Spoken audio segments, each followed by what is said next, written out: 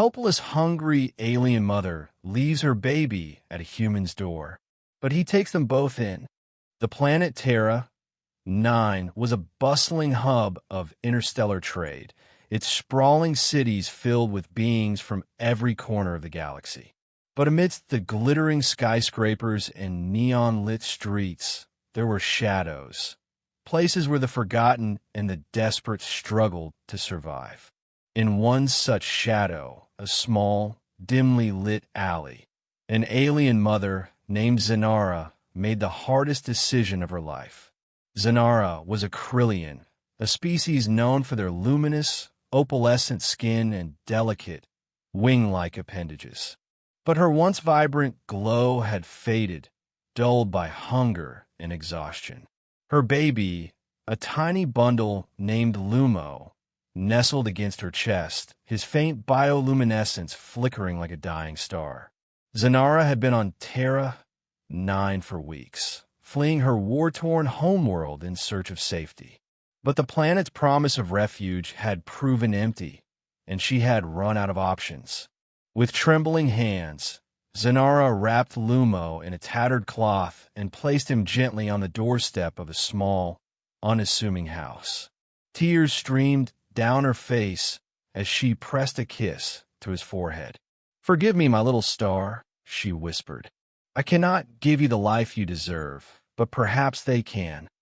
She hesitated, her heart breaking as she turned to leave. But before she could take a step, the door creaked open, and a man stood in the doorway, his expression a mix of surprise and concern. The man's name was Kale, a human in his early 40s with a kind face and a weary demeanor. He had spent most of his life as a mechanic, fixing starships and hover vehicles for the wealthy elite. But his heart had always ached for the downtrodden, and he often found himself helping those in need, even when he had little to give. Kale's eyes widened as he saw the tiny bundle on his doorstep. He knelt down, carefully unwrapping the cloth to reveal Lumo's delicate, glowing form. The baby stirred, his large, luminous eyes blinking up at Kale. For a moment, Kale was frozen, unsure of what to do. Then he heard a soft sob and looked up to see Zanara standing a few feet away, her face etched with guilt and despair. "Wait," Kale called out, his voice gentle but firm. "Is this your child?" Zanara froze, her body trembling. She wanted to run, to disappear into the night, but something in Kale's voice stopped her. She turned to face him, her eyes filled with tears. I couldn't keep him safe," she stammered. I thought he would have a better chance with you." Kale's heart ached as he looked at her.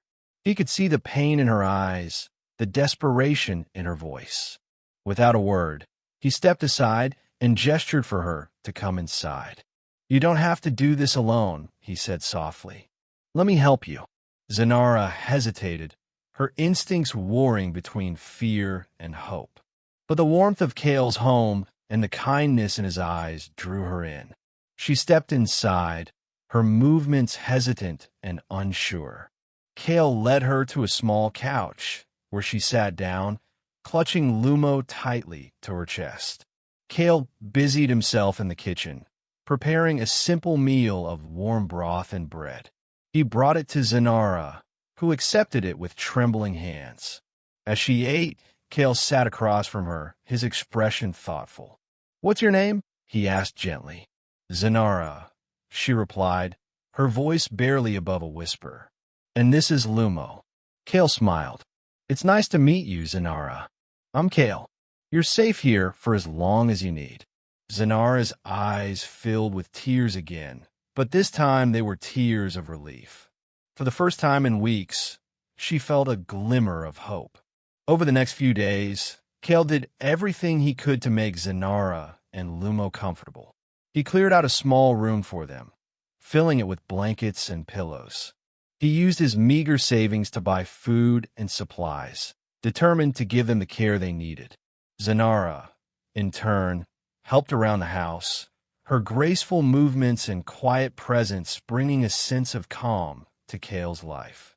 As they spent more time together, Kale learned about Zanara's past, the destruction of her homeworld, the loss of her mate, and her desperate journey to Terra 9.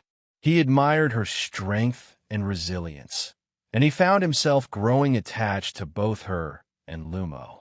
One evening, as they sat together in the living room, Kale turned to Zanara.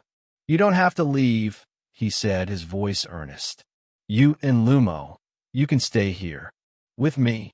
Zanara's eyes widened in surprise. "But we're not your responsibility," she said. "You've already done so much for us." Kale shook his head. "You're not a responsibility," he said. "You're family." Zanara's heart swelled with emotion. She had never expected to find such kindness in a stranger, let alone a human. But as she looked at Kale, she realized that he was more than a stranger. He was a friend, a protector, and perhaps something more. As the weeks turned into months, Zanara and Lumo became an integral part of Kale's life. Zanara helped Kale with his work, her knowledge of alien technology proving invaluable. Together, they repaired starships and built new devices, their partnership growing stronger with each passing day. Lumo, meanwhile, thrived under their care, his bioluminescence growing brighter and more vibrant. But their peace was not without challenges. Terra 9 was a dangerous place, and their newfound happiness attracted unwanted attention. One night, a group of scavengers broke into Kale's workshop, intent on stealing their supplies. Zanara and Kale fought back, using their combined skills to fend off the intruders. In the aftermath, they realized that they needed to leave Terra 9 and find a safer place to call home. Kale used his connections to secure passage on a starship bound for a remote colony on the edge of the galaxy. The journey was long and arduous, but they faced it together, their bond growing stronger with each challenge they overcame. When they finally arrived at the colony, they were greeted by a community of outcasts and dreamers, people who, like them, had found hope in the stars. The colony became their new home, a place where they could build a future free from fear and hardship. Kale opened a small repair shop, while Zanara used her skills to help the colony thrive. Lumo grew up surrounded by love and laughter, his bright spirit a beacon of hope for everyone who knew him. One evening, as they stood on a hill overlooking the colony, Zanara turned to Kale. "Thank you," she said softly, "for everything." Kale smiled, his eyes reflecting the starlight. "You don't have to thank me," he said. "You and Lumo, you've given me more than I ever could have imagined." Zanara reached out and took his hand, her touch warm and reassuring. "We're family," she said, "and as long as we're together, we can face anything." As they stood there, hand in hand, watching the stars twinkle above, Zanara felt a sense of peace she had never known before. She had lost so much, but she had also found something precious, a love that transcended species and worlds, a bond that would endure for a lifetime. And in that moment, under the vast expanse of the galaxy, Zanara knew that she was home.